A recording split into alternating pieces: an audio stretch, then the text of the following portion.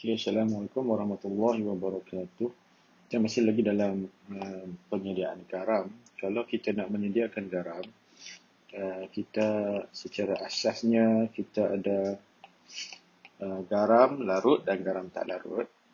Garam larut dan garam tidak larut. Namun begitu, garam larut ni ada dua, iaitu garam natrium, kalium, amonium. Dari segi penyediaan lah. Dan di sini adalah selain garam-garam lain selain yang ni.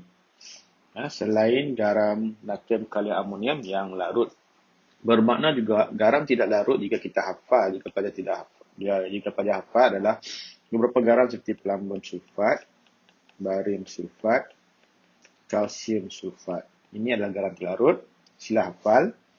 Lambung klorida, argentum klorida, dan semua karbonat, kecuali karbonat yang ada natrium, kecuali natrium karbonat, kecuali kalium karbonat, dan kecuali amonium karbonat. Okay. Jadi selain daripada dua kumpulan ini, selain daripada dua kumpulan ini,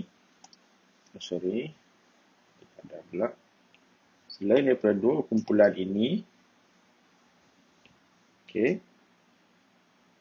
daripada garam natrium, kalium, amonium, selain daripada pelambung sulfat, barium sulfat, kalsium sulfat, semua yang terlarut tu, garam-garam itu adalah garam yang ini, garam larut, disediakan secara garam larut yang bukan natrium, kalium, amonium. Saya harap pada faham maksud ni.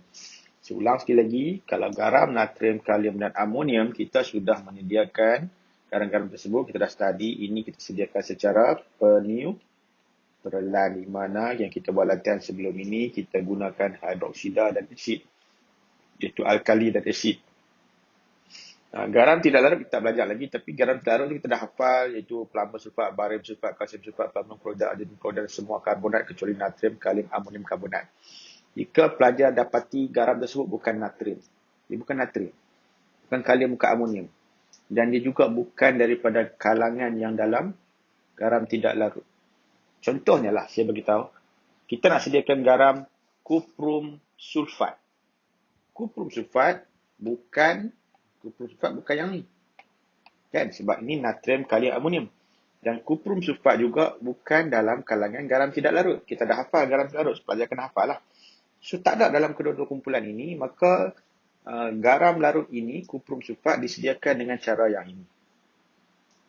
Selain ini. Apa tu? Cara apa tu? Caranya adalah yang kita tengok sebelum ni lah. Iaitu cara ini. Cara ini. Kita ada 3 pilihan. Okay, kita ada 3 pilihan. Boleh guna logam, oksida dan karbonat. Untuk kuprum, tak boleh pakai logam sahaja. Sebab kuprum tidak reaktif. Kuprum, argentum, kita hanya guna cara 2 dan cara ketiga sahaja. Okay, harap pada dapat poin ni lah.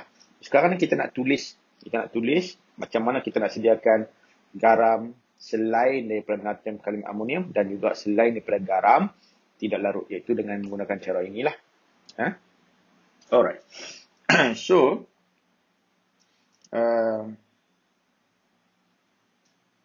kita nak sediakan garam-garam tadi. Bagaimanakah caranya? Nak menyediakan garam larut yang selain natrium, kalium, amonium. Okey. Jadi itu kita boleh tengok dalam buku teks. Dalam buku teks asid base dan garam. Ini adalah langkah-langkah untuk menyediakannya. Langkah-langkah ada lebih kurang 6 juga. 1, 2, 3, 4, 5, 6 langkah. Okey.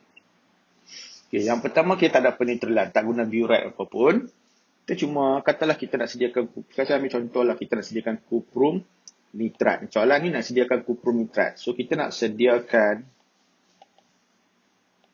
kuprum 2 nitrat. So formulanya adalah CuNO32 macam tu. Jadi dengan menggunakan petua kuprum nitrat, pada ingat kuprum nitrat. Kuprum nitrat. So kita nak sediakan kuprum nitrat ikut petua kita.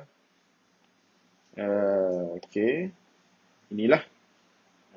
Kita boleh gunakan kuprum nitrat CuNO32 macam tu. Okey, so ini X. Ini Y. Jadi so kita nak sediakan, kita buang X, kita buang X ni, kita buang Cu lah, Cu kita yang ni. So Cu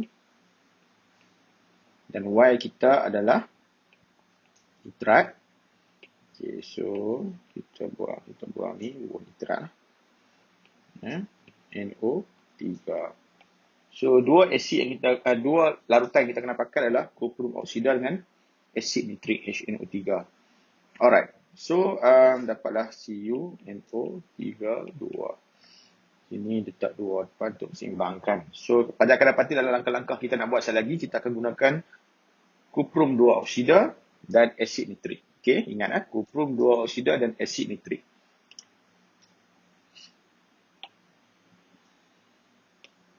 Okey, so kita akan gunakan, kita tengok, kita guna kuprum oksida dan asid nitrik.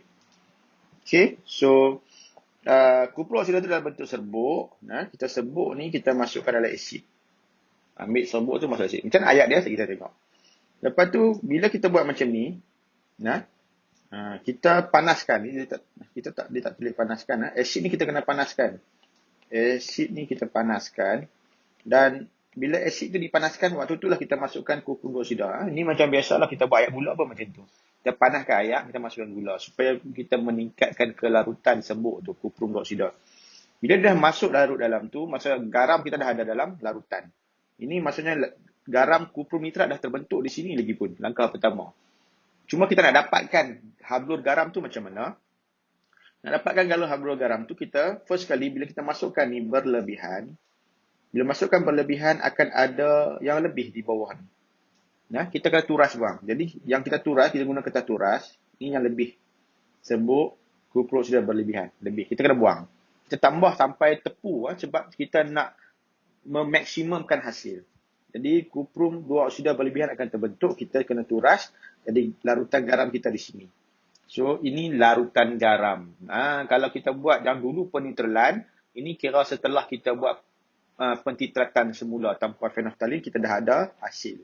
So bila dah dapat hasil larutan garam, senang sajalah kita cuma sejatkan sehingga tepu dan kita ulanglah macam mana kita buat penitralan tu, langkah-langkah selepas penyejatan. Sejat sampai tepu, lepas tu turas semula, lepas tu keringkan. So simple sahaja kan? Ini simple. Yang penitralan itu memang agak banyak step dia. Tapi kalau untuk menyediakan garam larut selain daripada natrium kalium, dia agak ringkas. Okey, so ini langkah-langkahnya lah. So pertama sekali tuangkan.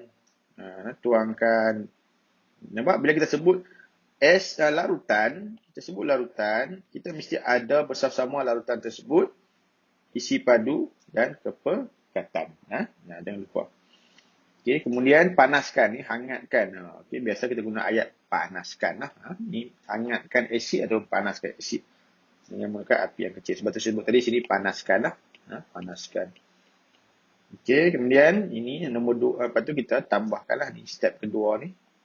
Kita tambahkan serbuk kuprum menggunakan spatula. Teruskan penambahan sehingga serbuk yang tidak larut. Ini kita tambah secara berlebihan sehingga berlebihan. Berlebihan maksudnya sampai tak larut. Berlebihan sampai tak larut. Okey. Bila dah tambah sampai tak larut, turaskan. Bila dah tak larut, kita turaskan. So yang berlebihan tadi kita nak buang.